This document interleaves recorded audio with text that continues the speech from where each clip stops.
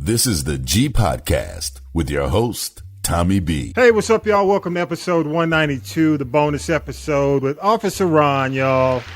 Yes, I'm just going to jump right into it. Officer Ronnie Wyatt, thank you so much, man, for taking some time today. You know, I know you are still active and busy, so we appreciate the time that you give us. And just a quick note of how this came about. I say certain things on the podcast. Some things I should say and maybe a few things I shouldn't say. But I've been really making conversation or making some comments about the Fulton County Jail. And you reached out to me and basically said that you had some thoughts. We had a great conversation, off mic. And I invited you on, man, because some of the things you were saying were some of the things that we don't often hear when we depend on the press and media when it comes down to what's going on. But a little bit about you. Again, Ron Wyatt began his career at Fulton County Sheriff's Department back in 1986. He served and supervised in just about all the divisions within that office, rose up to the ranks of lieutenant before he retired, 24 years of service, continued his career at College Park with College Park Police.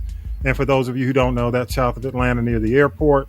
Officer Ron is a certified instructor, grant writer, administrator, served on the jail accreditation team as the training coordinator. So he knows his stuff. He knows what's going on.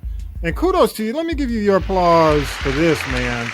As of this December, 37 years in law enforcement.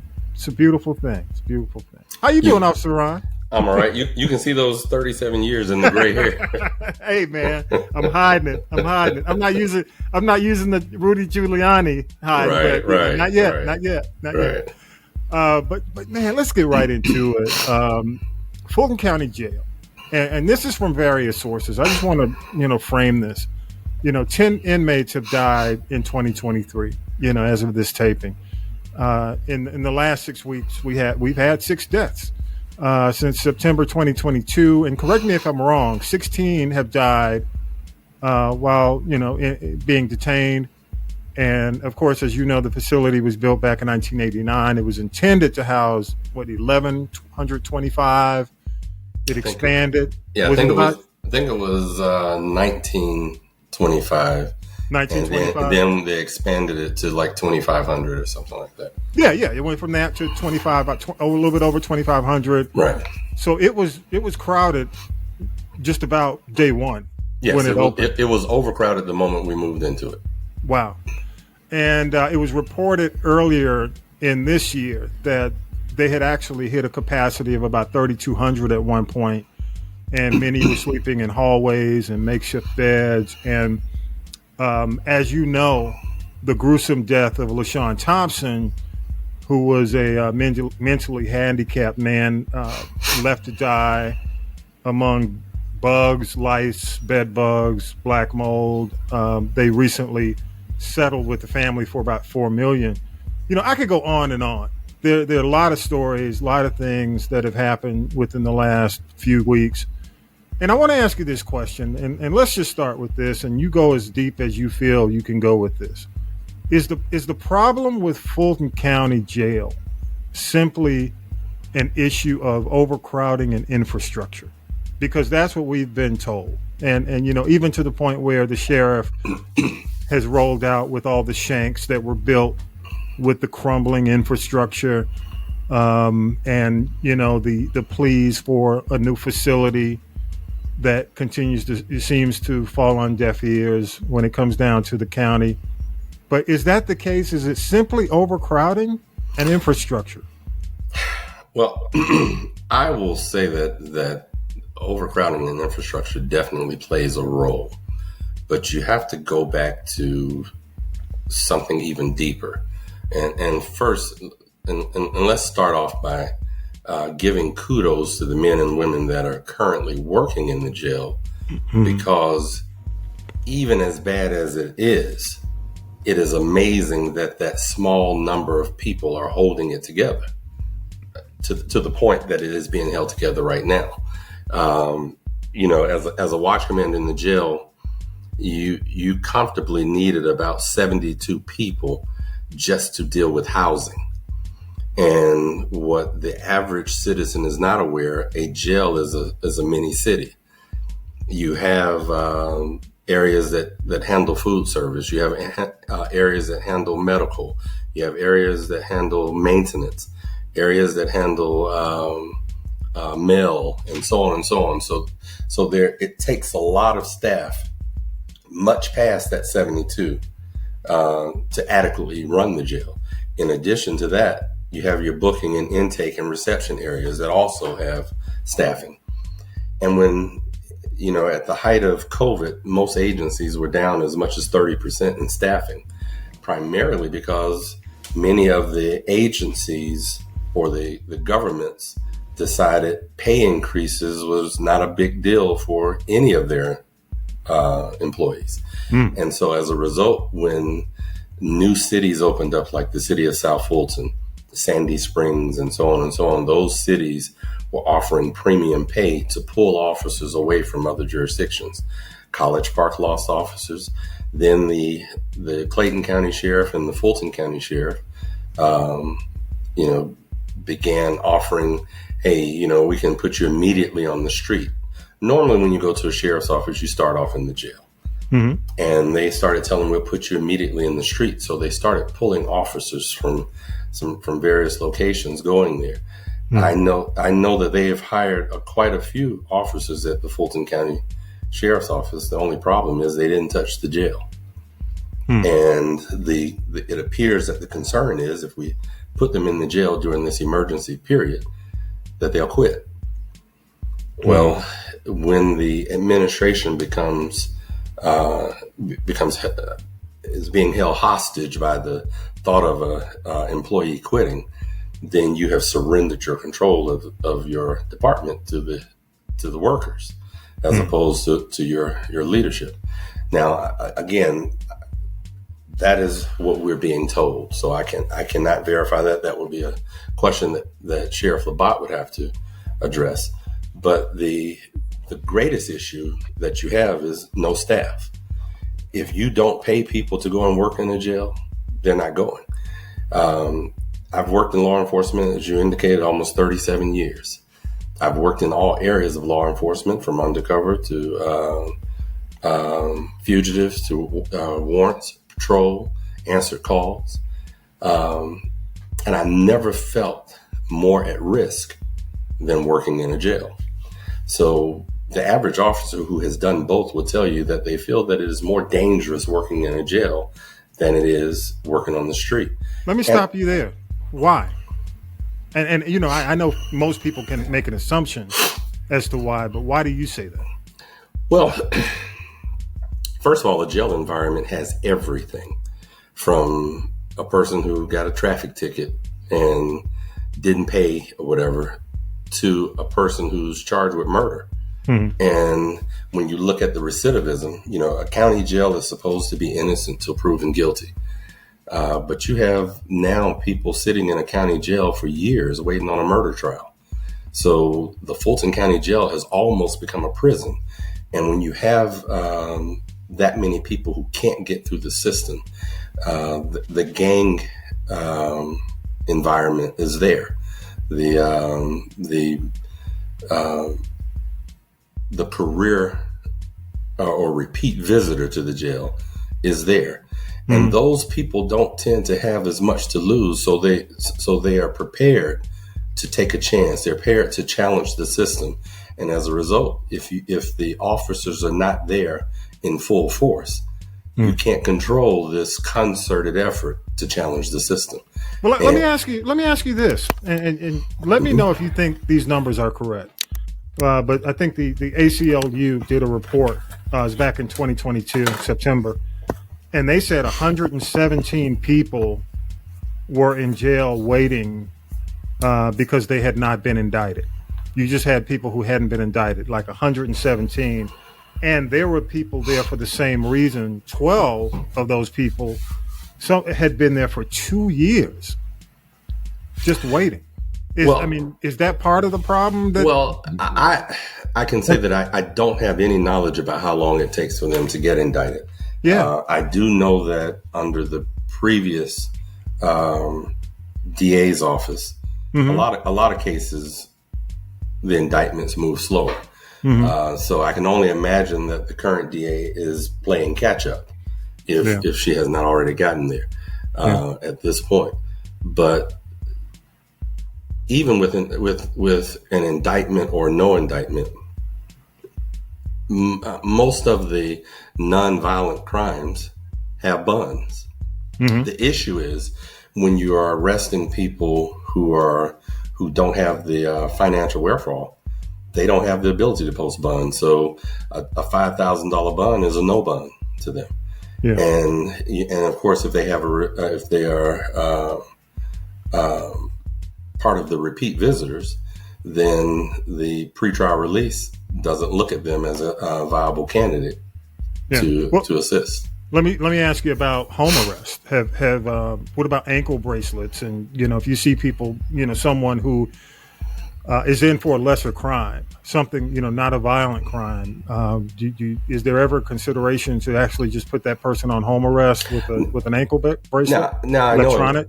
I know at one point they were doing the electronic home arrest, and you usually would have a private company that would monitor them, sort of like your ADT at home. Yeah. And they would let us know when they were out, and we'd send someone to go and retrieve them. Yeah. The difficulty with that is if you're already shorthanded, who are you sending? And so all of the things that are there to try are difficult. So, I don't work in the sheriff's office. Yeah. But in any entity where there's difficulty hiring, there's usually two things at play. One, salaries. And two, the treatment of staff. So the law enforcement community is small, and the officers, when you go to the police academy, you make friends with officers from different jurisdictions, and they talk to each other. So officers at the city of South Fulton Police know the plight of the officers at the Fulton County Sheriff's Office and Clayton County and so on and so on. So the word gets out. And as a result, people won't apply for certain jurisdictions. Of course, the news media isn't helping. Who wants to go work at that jail right now? And so I think I know that they recently put Curtis Clark in as the chief jailer. Curtis Clark has been with the Sheriff's Department for quite a few years. So I do believe that as far as anybody else in the Sheriff's Department at this time, that he should be capable of doing the job. But I don't care if you put the Michael Jordan of jails in charge of the jail. If he does not have the resources and the staff to tackle the issues, those issues won't get taken care of. Mold should not occur. It should not go undetected, because the sanitation is a major part of it. And that was one of the areas when I said it's a mini city. You have a sanitation detail who's responsible for making sure the cleaning supplies are in all of the cells. The jail staff are responsible for going into these cells doing inspections. So the one picture that we saw on the news where that cell looked decayed and everything was just, I couldn't understand it, because that cell should have been shut down, closed out until it could have been any mold mitigated and all infected paint removed and the whole cell redone. Yeah. But the most important part, it never should have gotten there. And that was part of, the jail had been taken over by a federal receiver back, I can't remember what year it was, 2007, 2008. Wow. But they worked out of it. And that included the staffing levels. Is my understanding now that they're using a private security company to man the towers in the jail, which in and of itself to my understanding of Georgia Peace Officer Standards and Training Council rules, is illegal. You're supposed to be jail certified in order to secure inmates. So you have to have that state certification in order to do that. So when you get to a point where you're having to resort to those measures, theoretically in violation of the law, then it is clear that your staffing is crucial. Well, let me say, with you've been, and let me say this, I'll let you know up front. When the jail initially opened, I was part of the media, and I was taken on a tour. It was beautiful. I mean, It was amazing how clean. We were amazed how clean. Well, of course, it was a brand new jail. There were a few inmates, but it was really a well-built jail. Okay. In your years of employment, have you ever heard what you're hearing now? Has it ever been to this point, at this point? Well, I will say that it was a pretty jail. Well built is questionable. I mean, and so when the bureaucracy of getting to the point of approving the building of a jail to when you really break ground. So I approved building a jail at 55 million, but when it was time to break ground, it cost 70 million. So now I'm going to have to cut back. So the jail was initially designed that if a dorm flooded, the piping was large enough that the water would just flow right out the side of the building. So it would not flood. Well, they reduced the size of the piping, which of course caused backup. So now if a pipe bursts inside one of the dorms, you now have an inch or two layer of water trying to work its way out. So there were cutbacks in that process. Cylinder block does not hold anyone. A hollow cylinder block does not hold anything inside it unless you're constantly watching. Because if you've seen some pictures, they've broken holes into the dorms. Those things happen, but those things happen because the inmates are not being monitored. They happen because security rounds are not being properly done. And I have to go back to say that in order to do a security round, which is supposed to be 1 an hour on inmates who are out of their cells, it's supposed to be 2 an hour on inmates that are inside their cells. And that does not include the head count that occurs at the beginning of each shift. And that head count is supposed to occur with the inmates actually standing at the door. Unless they are a violent inmate and have to remain behind the door, they still stand at the window so that you can look at a card with their picture on it and verify that that's your inmate. So it's difficult to understand how an inmate could be dead for 24 hours before being detected in the Fulton County Jail. And again, it is easy for leadership to say, oh, it's because of bad actors in the jail. I have difficulty with accepting that as an answer when the officers in the jail don't have the resources to accomplish what's necessary. One person on a floor with 250, 300 inmates is uncalled for. So when you say you put your life in danger, you're literally walking amongst people who, and I know the public will say, oh, they're innocent till proven guilty. Well, again, who wants to be caged? Yeah. Not even a guilty person wants to be caged. And when it is your job to do that, you're in danger of that one person who said, I've had enough. And more officers are attacked inside a jail than they are on the streets. Well, let me ask you, if let's say, because I did hear a report as we're taping this podcast, that there's an effort to actually house inmates that were intended to be in Fulton County in other areas of the state. They're looking at South Georgia. They're looking at some of the, what do you call them, the private prisons that will take on inmates for $100 a day in South Georgia, all the way to, which I'm shocked that they would even include Mississippi, considering the state of Mississippi and some of the atrocities that have happened in the jails. But so a private prison company is offering to take on some of the overcrowding, which will lessen apparently some of the overcrowding. The infrastructure issue or the rebuilding, the budget for that hasn't been put in place yet, I'm assuming at this point. But let's say that happened. Let's say the overcrowding is resolved. Let's say the infrastructure is resolved. Does that resolve maybe some of the issues of inmates dying? Will that resolve it? No matter how many inmates are in the jail, you're supposed to have 3 officers working the floor, 1 officer in the tower, and a supervisor going back and forth. Mm-hmm.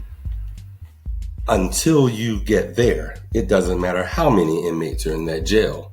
You're not going to be able to do the adequate security rounds.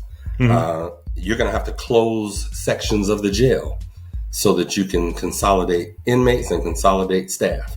When you start closing sections of the jail, you now start mixing minimal risk with medium risk with high risk inmates. Yeah. So there are a lot of things that come into play. The greatest issue that you have is that the Fulton County Sheriff's Department has operated and ran the Alpharetta City Jail for years without Alpharetta City paying for it. Mm. So when you have 30 or so inmates up at Alpharetta, I mean, not inmates, deputies or detention officers up at Alpharetta, mm-hmm. solely to house Alpharetta inmates. I don't understand the viability of that. Well, in a roundabout way, you've answered the question for me. It's a leadership. This is a leadership issue. Am I correct or am I out of line? I would definitely say it's a difference in philosophy with mm-hmm. leadership. Okay. And it's not just a problem with Sheriff Labatt. The issue has been going on. So it didn't just start. This was a problem with Sheriff Jackson. Mm-hmm. It was a problem with Sheriff Freeman when he was there. Mm-hmm. The only thing that changed was when Sheriff Barrett left office, the jail was put under federal receivership. But we had to work diligently to come out of the federal receivership. Mm-hmm. And in doing so, all of 90% of any issue had been mitigated. Okay. If you walked in the jail walls were bright, the floors were shiny, the smell that everyone keeps complaining about was mostly gone. And where the failure comes in, it sometimes comes when you change administrations and the administration bring in their own expert staff who have no clue about the operation of the county jail, and so they have to catch up. And of course, anytime there's a power structure change, the morale shifts a little. So when the morale shifts, the employees come to work just to work. They don't come to work to do more. And right now you have the officers on 12-hour shifts. Those officers are on 12-hour shifts, and then you're asking them to stay over. Well, an officer working a 14-hour shift, it explains why you have such a call-in rate or call-out rate. Yeah. No human being can continue that, and that's in violation of the Fair Labor Standards Act. Well, let me. My last question on Fulton County. I've got some more questions I want to get to. The DOJ is involved at this point. Will this help? Not without federal court intervention. I believe that the jail needs to be taken over by a federal receiver. I believe that's the only way you're going to get a true representation of what's going on inside the jail.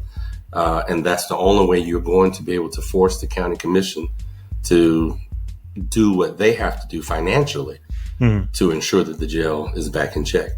Clearly, we're at 3 years and there has been either a failure or inability on the current administration to mitigate whatever the problems are at the jail. And it's clear that, 12 deaths in that administration, 10 in the last year. Yeah. Which that total 12 is probably more than occurred in my 24 years there. Wow. So when you get to this point, it is clear that a person charged with a misdemeanor shouldn't get a death sentence. A person charged with a nonviolent crime should not end up with a death sentence. And this is what it's turning into. And we're getting national attention now about this, of course, because of the former president having been there. Everyone's talking about the deaths in the Fulton County Jail. So I don't think that the Justice Department alone is going to do it, because right now what you have is the scarecrow mentality where they're pointing the finger in each different direction, trying to blame. You have the sheriff on TV referring to bad actors in the department, whereas I had a conversation with a member of the command staff from the sheriff's office yesterday, and he indicated that every leader is saying staffing, and they're being told that they don't want to hear that. And that they can't really push further than that because they operate under a threat process. If you don't do this, your job is at risk. So when you're operating under fear, you're going to be quiet and go along with whatever. I think it's frustrating. I would hate to have a loved one arrested, period, but I definitely would hate to have them in the Fulton County Jail. Yeah. Moving on, local news. We, love them or hate them. It's part of all our lives. We watch the local news. And in most cities, it just seems like crime is out of control. And, my question, coming out of journalism, do you think it's simply, if it bleeds, it leads? Or realistically, from your field in law enforcement, do you see that crime is just more, it is more in your face than it ever has been, considering you're 30 plus years in law enforcement? So that's a tough question. Yeah. Is it sensationalism, period? I will say yes and no. Yes, crime has increased, no doubt. But but you can't solely blame it on the lack of efforts from law enforcement alone. I mean, law enforcement has its responsibilities or accountability where that is concerned as well. But what has occurred is, of course, with the decrease in the ability to get qualified candidates, because every agency right now is struggling. We may have one agency, and I think that's Sandy Springs, that may have a full contingency. And everyone else is struggling to get qualified candidates. I have not seen as many outer state candidates coming into agencies until recent years, because where people are finding other interests. When they look at the pay, it's like I can work at Quick Trip and make that money. Wow. As opposed to putting myself in danger. And again, in the black community, the black community has been treated so poorly by the police, which is partly the black community's responsibility. And and I don't want to bring up a sore thought, but you look at the city of Ferguson and everything that went along with the Mike Brown situation. And this black community had an all-white city government, only 2 black officers on the police force, but the population was 73% black. Yeah, which was an indication that we didn't take ownership of our community. We didn't vote. We didn't show up at the city council meetings. We didn't get involved. So when we get involved and take ownership of our city, that includes ownership of your police department. So the chief of police gets selected in all these cities, and most citizens don't even voice their opinions about it. The sheriff gets reelected over and over and over, regardless of how poorly things are running, because most of us don't really care about a jail. And so when we have that in the black community, my argument is always we got to vote. We got to show up at the council meetings. We got to call our city council folks. We got to email our city council folks, because until they know that we will vote, you're going to have the problem. So Godby Road, Old National makes up 57% of the crime. Wow. But usually only 43 people in that corridor vote. So when you have disengaged right from the process, so when you have that disengagement, I'm not saying that there's no effort to police, but when you have the ability to put forth some teeth to your request for law enforcement, then you can reduce your crime.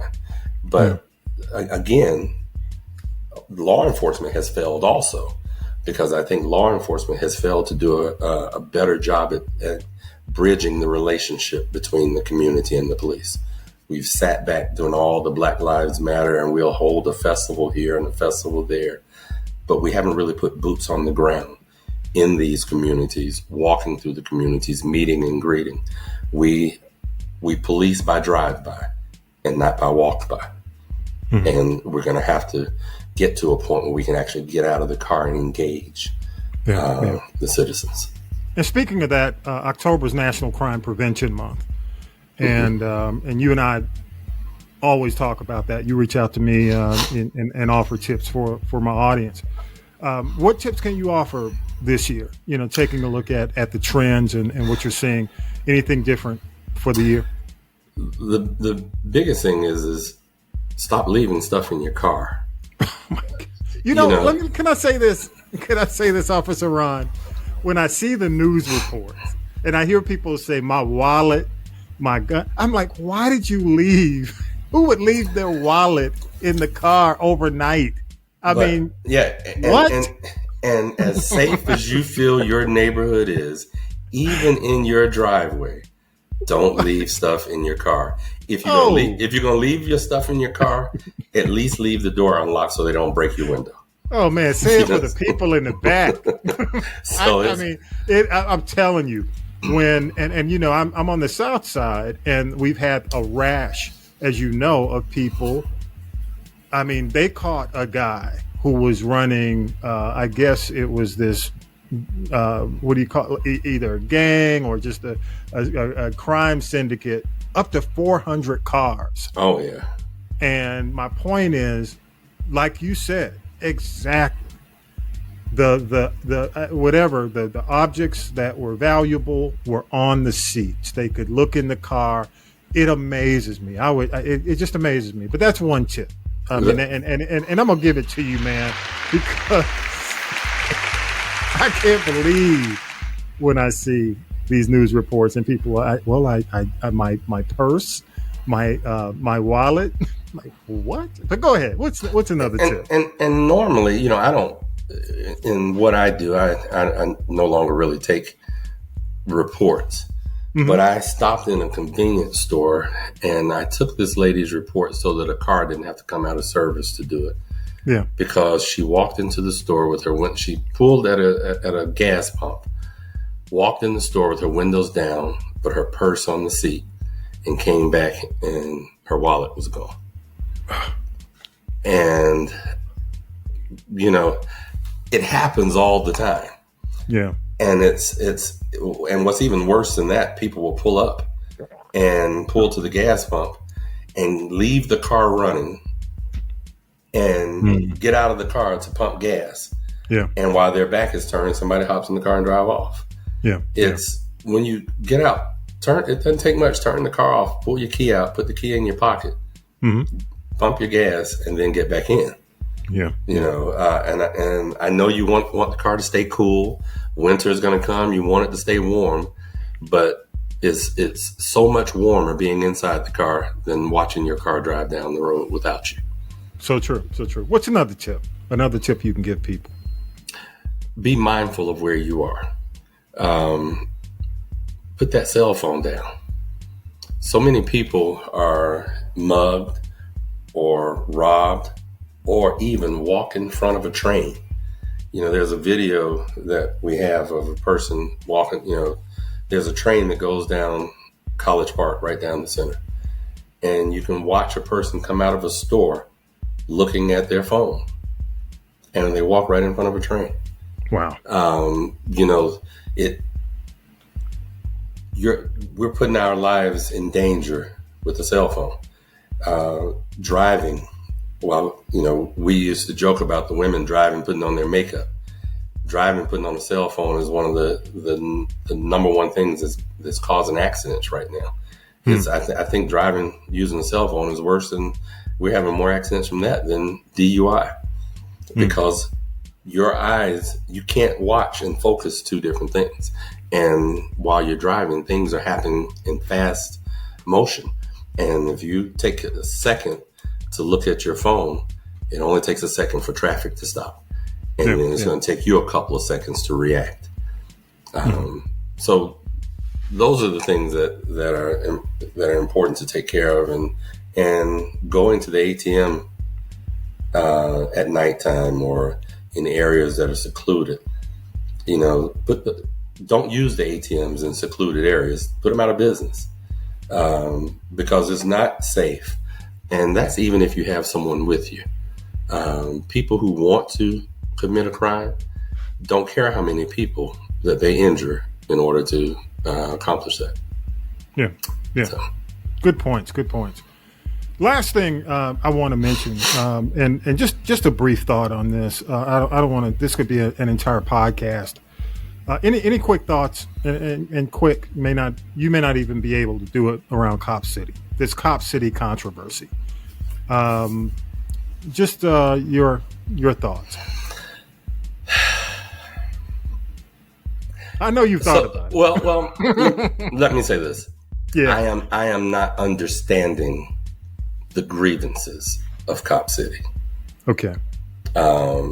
If the grievances are noise, I can relate to that. Then the question should be, can they do an indoor range as opposed to an outdoor range? Because if you're anywhere near the federal pen, when those folks over there are training, you can hear the gunshots, and you're wondering, man, is that the folks in the hood, or is it the feds practicing?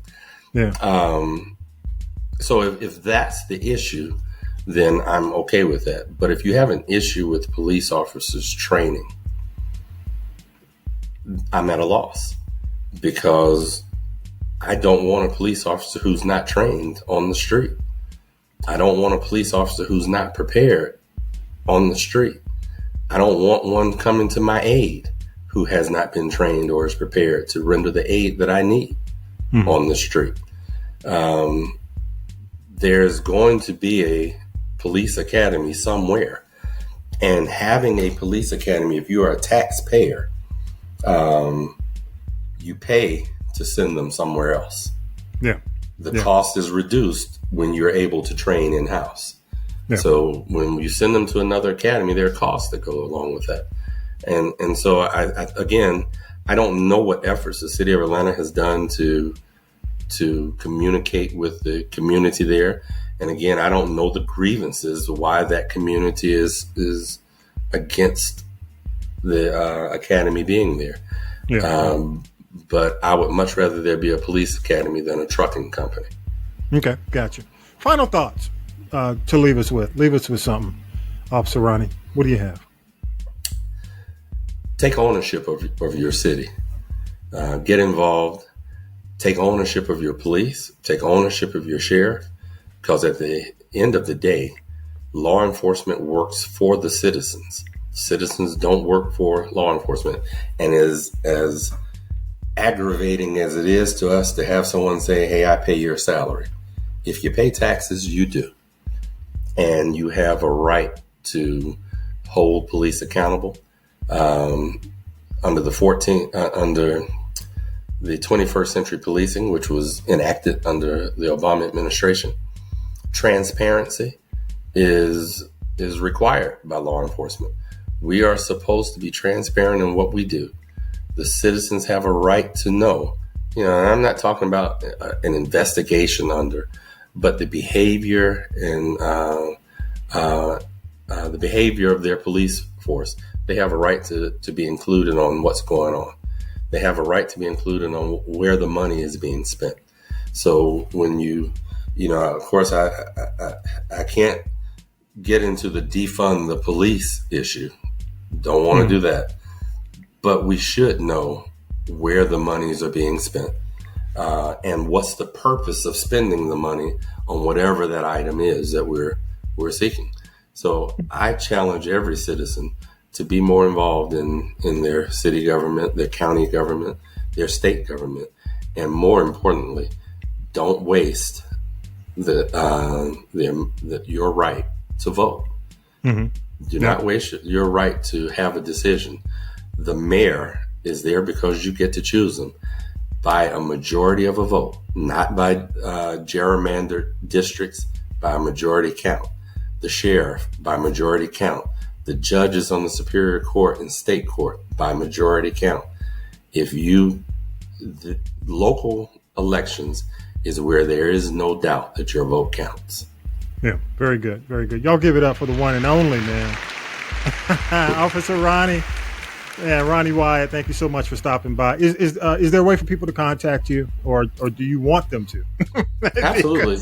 Well, let me give my email. It is rwyatt, that's rwyatt at collegeparkga.com. Gotcha. And I'll make sure that's on our podcast notes as well. Officer Ron, thank you so much for coming by, man. We appreciate you.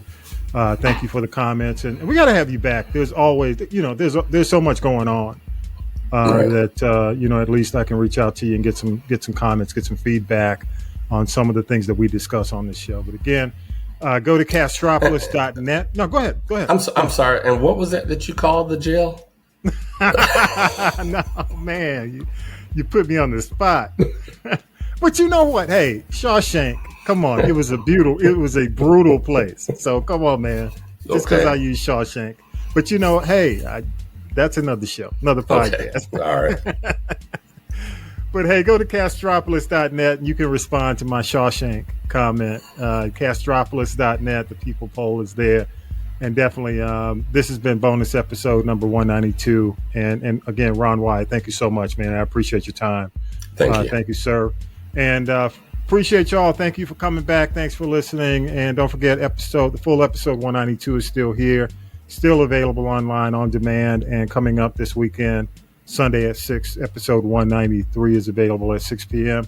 Again, thank you so much, Ron Wyatt. Thank you so much, podcast audience. Peace and power to the people. Y'all have a great rest of your week. Thank you. You've been listening to the G Podcast with your host, Tommy B. The G Podcast is a production of the Castropolis Podcast Network. Thanks for listening.